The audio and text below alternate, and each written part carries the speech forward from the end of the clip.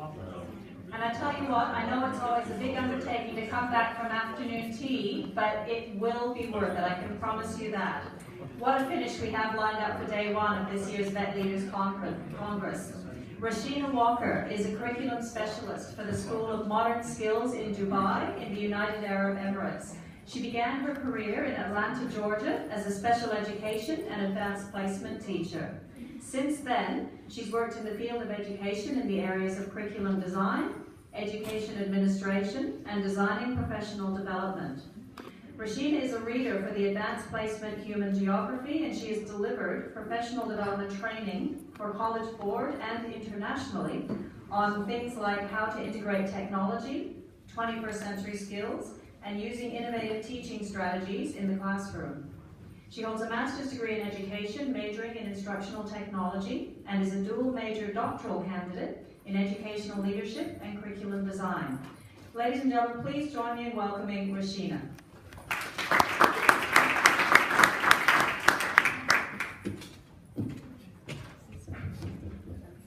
Can you hear me? Is it this one or this one talking? Okay. How are you? Hopefully I won't put you to sleep. I'm going to try my best. As they say, save the best for last, so hopefully I can live up to that. What I'm going to speak on is using technology to enhance second language acquisition and learning. As she said, Charmaine, I'm working in the United Arab Emirates in Dubai, and one of the biggest things that we're dealing with as far as the Emirates as a whole is that all of the students are second language English learners.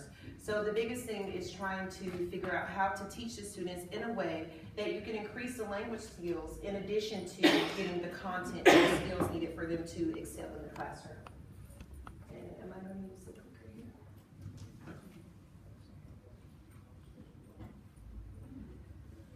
So first we'll start with a little icebreaker.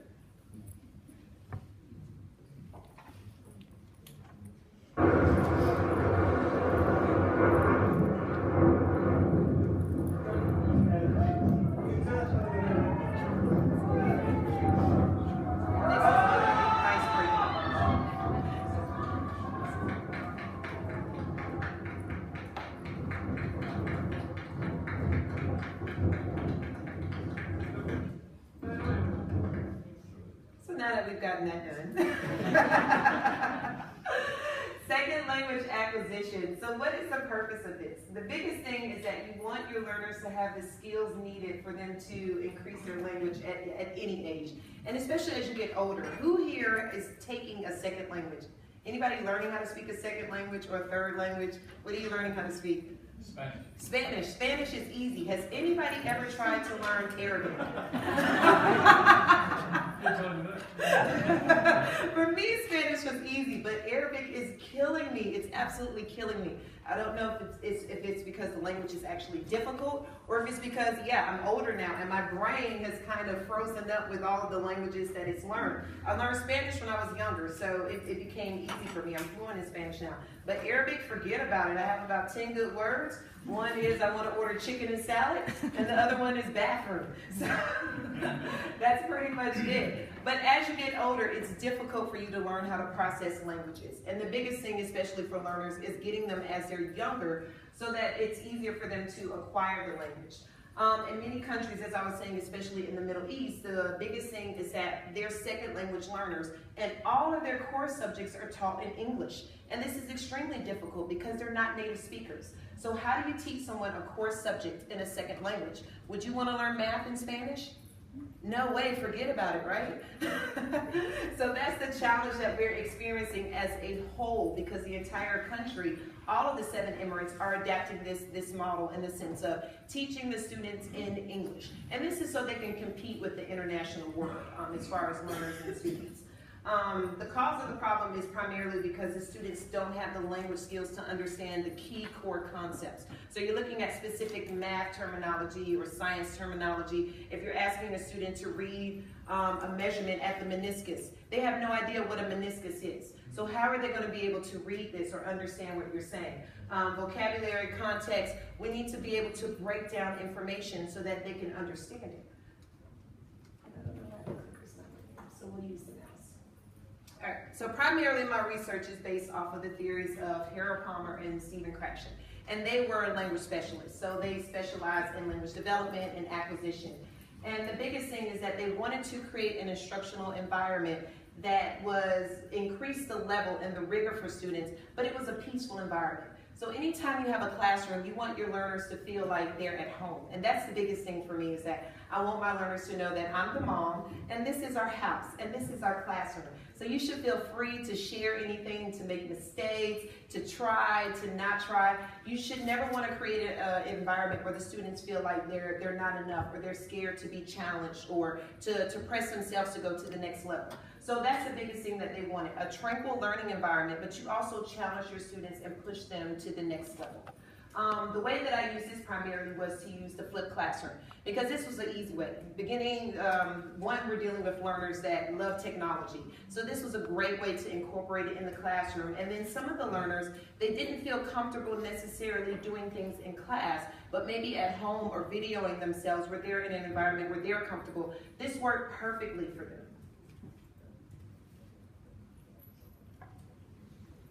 So what is flipped classroom? Who does not know what flipped classroom is?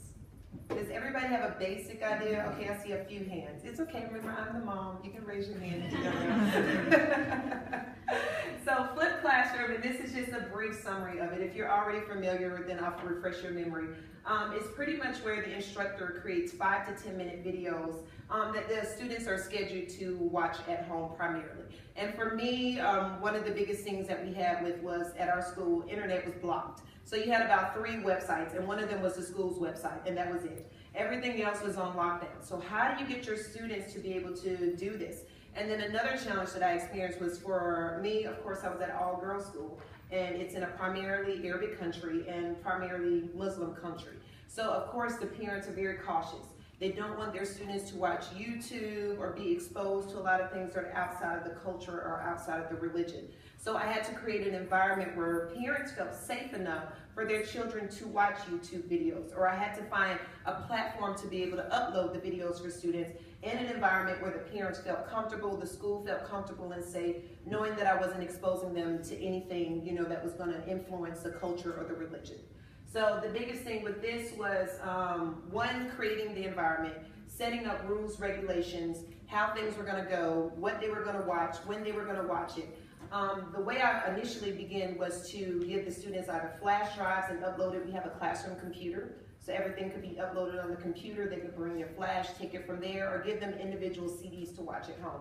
So some of them would come in early and watch in class. Some of them would watch during the break. Some of them would watch at home. Some of them would watch at home, and then all of the other girls would come over and they would have like a party and watch my lessons at home. So it kind of got really cool and innovative, you know, depending on the environment that the students were in. And I mean, some of you will probably have the same issues depending on where you're located, student socioeconomic status. Some kids don't have internet at home, so you have to be creative to provide a way for students that don't have access to the internet, or maybe you don't have a platform to put them on, for them to be able to access the videos. So the videos are pretty much a detailed lesson of everything that I would have taught in the classroom, except for I'm not in the classroom, I'm at home. So it's a great way to do it. And you put the responsibility back on the student. So it's not necessarily you standing in front of a class for 45 minutes, talking for 5 periods, the same thing over and over and over again. It becomes monotonous and boring. And I know me, myself, as a learner and as a teacher, so I can imagine somebody that's half my age. They would die. So this is a great way to get their interest about what the content is and for them to learn. So the videos were detailed lessons. Upon the completion of each video, I had a short mini quiz so that the students would answer the questions, and then they would bring the answers in the next day in class. So what I would do from there is group my students. We would review, and then we would discuss the answers. If this side of the room did not understand, okay, you guys are going to sit with me and be my focus group. This side were my high achievers. They already knew, they were ready to go, so they could start the activity until I caught up the other side of the room. So that's a great way to start differentiating and to learn where your students' levels are. Are they ready to progress? Are they not ready to progress? So you can already assess them before they get started and move on to the next level. So the way I decided to do this was, my school, we have one of our standardized tests, which is IMSA, the measurements of students' achievement in class. And pretty much for this particular class, it was grade 9. And I hate ninth grade. If you have ever taught ninth grade, then you know why. They're a little hormonal, a little crazy, not quite old enough and not quite that young either. But I was gently urged by my principal to teach grade 9 because she wanted me to improve some of the areas of weakness that they showed on the MC examination. So these were all of the difficulties that they have for English. So identifying mood, retrieving and interpreting detail in the information text, context clues, vocabulary and persuasive text, interpreting diagrams, and recognizing text type. They also had difficulties in writing for spelling and cohesion. So that's almost the entire test. They did not perform well at all. So on our school improvement plan, they were actually the critical needs class throughout the whole entire high school level. So what I did was create these videos. So what I used for my platform was Edmodo. Okay. What I used for my platform was Edmodo to support the videos. Is anybody familiar with Edmodo? Is anybody using it at all? This is the best thing you've ever known in your life.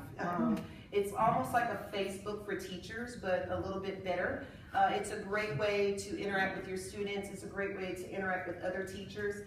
It's a platform and it's absolutely free. That's the best thing. You don't have to pay anything because school budgets are non-existent. So this is a great resource for you to use. It can be aligned with Common Core if you're on American curriculum and using Common Core state standards. It can be aligned with anything pretty much. So it's a great thing if you ever need something, check it out. You can communicate, you can connect your whole entire school, connect with teachers.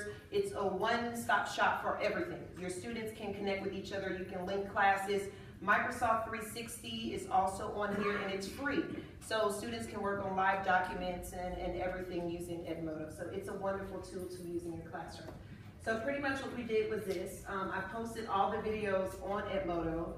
The library is unlimited, so you have as much storage as you need to store videos, files, everything that you need. There's no 35 megabytes and that's it. It's unlimited to store whatever you need on the library.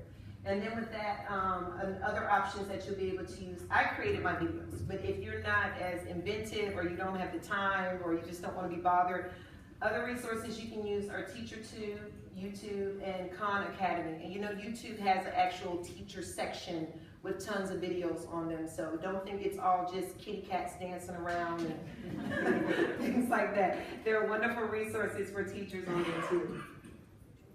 So you can see here, this is Edmodo, so these are the videos predicting and inferencing, and you can see it's adaptable to almost any language. So the kids are responding in Arabic, English, whatever they need to, depending on their ability level. If they're Arabic, I let them respond in Arabic, and then they try to translate it into English later.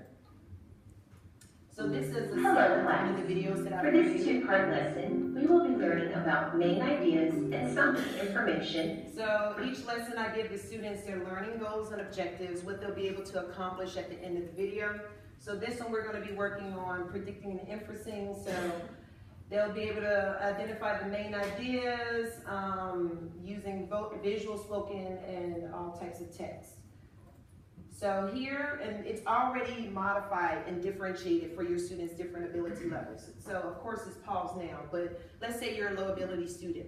You can turn me on and listen to me, and I'm reading the text to Them in the first and last sentences of the paragraph. So first I'm breaking it down for them, and then I'm actually reading the text. So it's already differentiated. You don't have to do anything special for your low or high abilities. If they're high, they can just mute me and go on through the video by themselves. They don't need me because they can understand it without me having to read it to them. At the end of each lesson, as I said, they have an assessment. So this was the text they had to read, a bad trick, and then they had to identify the main idea at the end of the text, which I'm trying to get to the end. There we go. So I'm telling them to See you tomorrow. So this is pretty much a basic one, but like I said, you can create your own or you can use anything. I'm using, well, this was when I was on PC before I upgraded myself to MacBook, but you can use Windows Movie Maker, iMovie, whatever resources you have, Captivate if you're really fancy. There are tons of resources to create your own videos. You don't have to reinvent the wheel for anything. So this is a summary of the results that I got, and I did this study over a year long with my students.